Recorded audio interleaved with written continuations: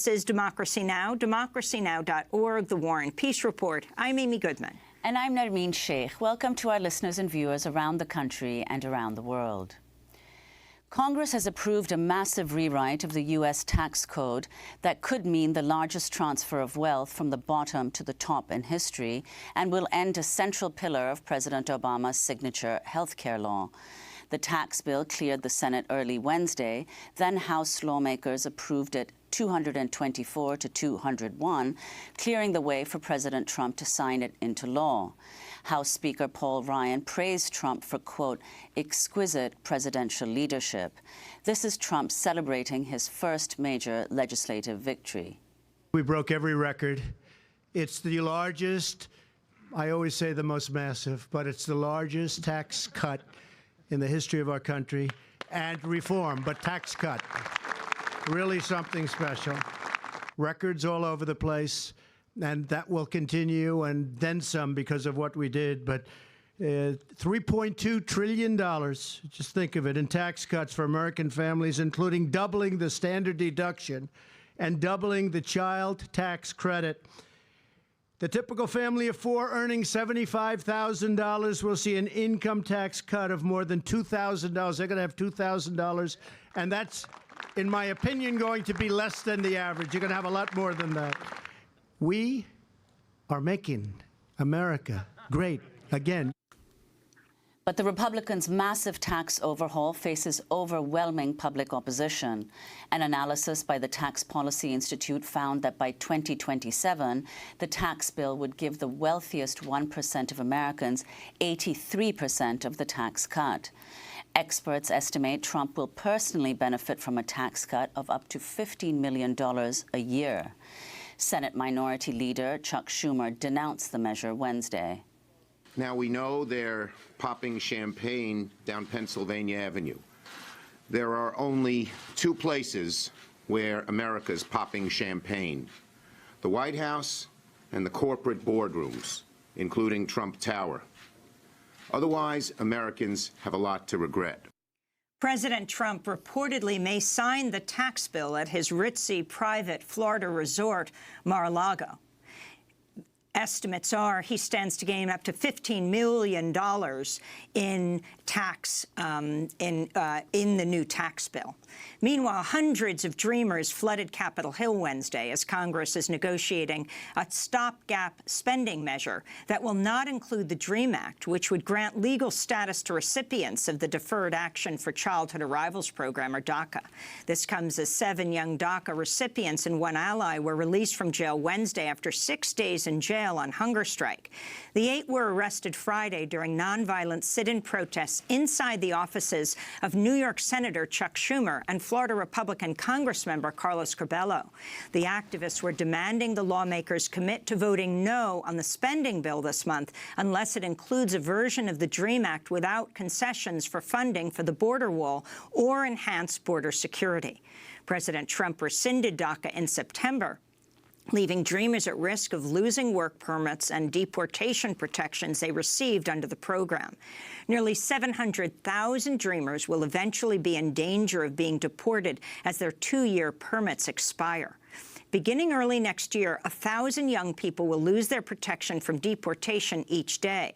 For more, we go to Washington, D.C., where we're joined by Erica Andiola, one of the 8 activists just released from jail late Wednesday after being arrested Friday.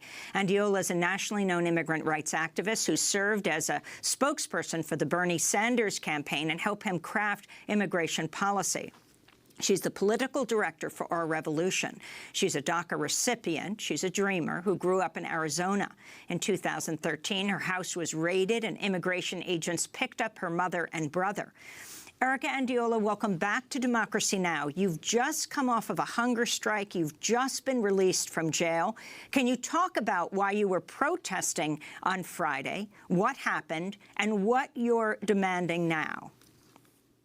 Yes, of course. Good morning, Amy. You know, for us, the time is now. We have been waiting for too long to pass the DREAM Act. I started organizing in 2009 for the DREAM Act, And this bill was actually introduced since 2001. So it's been 17 years, and we still have not been able to have a piece of legislation that has been supported by more than 70% of Americans. It is a bipartisan bill. That there's absolutely no question of why, it still hasn't passed. And for me, my only answer is that it's just been played as a political football by both parties, Democrats and Republicans. And so for us, it was important to go to Senator Schumer's office and give him a very, very important demand, which is for him to use his power as the leader of the minority in the Senate, and to make sure that everybody who he actually is able to whip votes no on the spending bill if the DREAM Act is not added. Unfortunately, we went to jail for 6 days. It was definitely not a place where I wanted to be. And we risked all of this because we had the courage to do so. And unfortunately, I just came out of jail last night and heard that Senator Schumer didn't even have the courage to meet our demand. And so we're still pushing, and there's still time. They still have time to do this. So Erica Andiola, do you have any idea, because of course you protested there at Schumer's office, why the Democrats didn't in the end vote no, despite initially pledging or giving the impression that they would? I think for me, I know that Democrats actually, say they support the DREAM Act. Every time they go and try to get reelected in their elections, they always use the DREAM Act as a way to get, Latino voters and other folks who support it. But when it comes to actually trying to pass it, there's no will.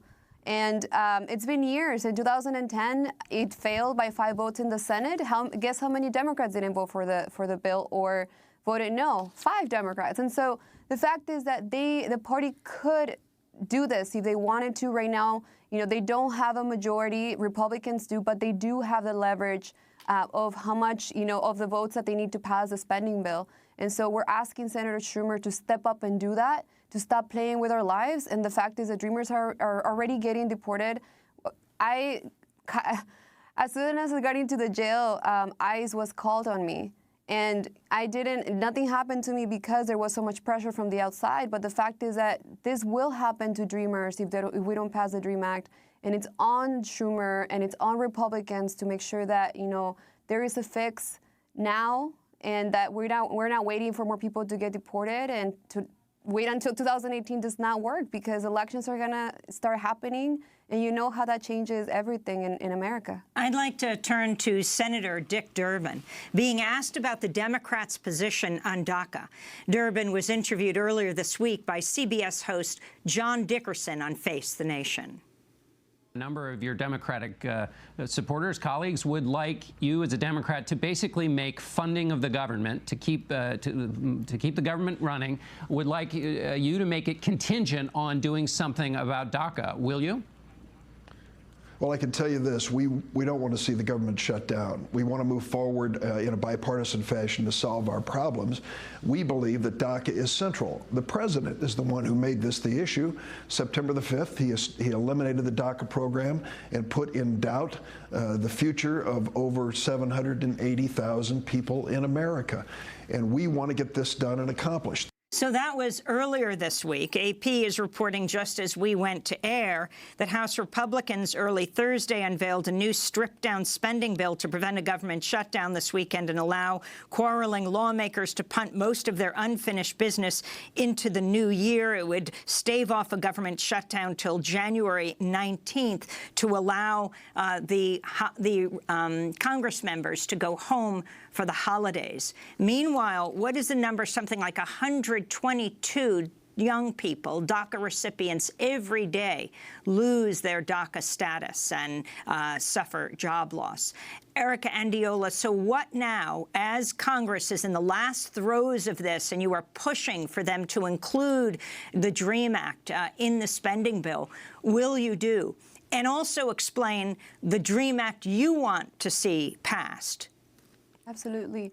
And I want to also clarify, and just hearing Senator Durbin, we don't want a government shutdown. That's not what we're working for or towards. Nobody wants to see the government shutdown. What we want to see is the DREAM Act be included in this bill. And the reason for that is that, we think that passing the DREAM Act and that bill makes the likelihood of it passing a lot more.